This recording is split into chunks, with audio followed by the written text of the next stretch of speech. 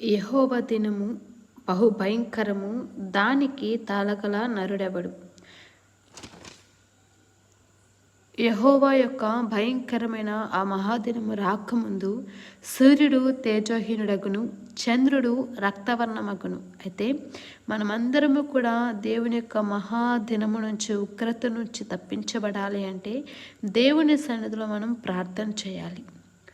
దేవుడు నినివే ప్రజలు చేస్తున్న మహాఘోరమైన పాపాన్ని చూసి వారిని చంపాలి, సంహరించాలని చూశాడు. అయితే వారు ఒకవేళ పశ్చాత్తాప్తులై దేవుని సన్నిధిలో ప్రార్థిస్తే దేవుడు ఖచ్చితంగా వారిని విడిపించాడు. ఎలానంటే యోనా వెళ్ళి సువార్త ప్రకటించినప్పుడు ప్రతి ఒక్కరు, రాజు నుంచి జంతువుల వరకు ప్రతి ఒక్కరు కూడా ఆ ఉగ్రత నుంచి తప్పించబడడానికి తమ్ముడు తాము పశ్చాత్తాప హృదయముతో వస్త్రములు చింపుకుంటూ, వస్త్రములనే కాదు వారికి గుండెను కూడా చింపుకుంటూ దేవుని స్థలంలో ప్రార్థించినప్పుడు ఆ ఉగ్రత నుంచి తప్పించబడతారు.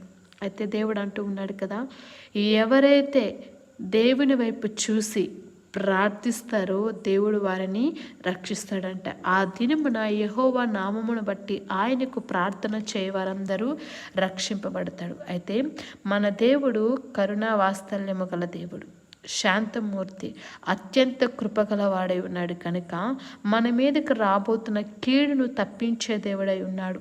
ఆ కీడును మనము తప్పించబడాలి అంటే మనుషులకు కనబడవలని ఏడవడము కాదు, కానీ మనుషులకు కనబడవని ప్రార్థించడము కాదు కానీ మన హృదయ అంతరంగమును పరిశోధించు దేవుడై ఉన్న ఆ దేవుని దృష్టికి మనము అంగీకారయుతముగా మార్చబడాలి. మన వస్త్రములను కాదు, మన హృదయములను చింపుకొని దేవుని సన్నిధిలో ప్రార్థించినప్పుడు దేవుడు మన ప్రార్థన విని మనం పడుతున్న పశ్చాత్తాప ప్రార్థన దేవుడు చూచి ఆ యొక్క కీడు నుంచి తప్పిస్తాడు, ఆ ఉగ్రత నుంచి విడిపిస్తాడు.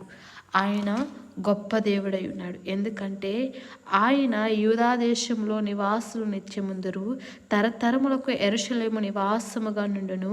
యెహోవా సియోనులో నివాసిగా నివసించును.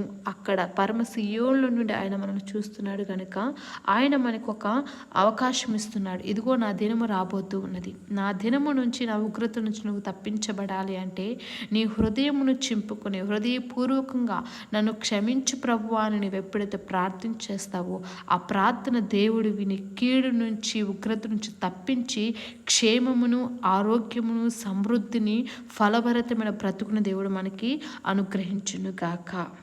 ఆమేన్.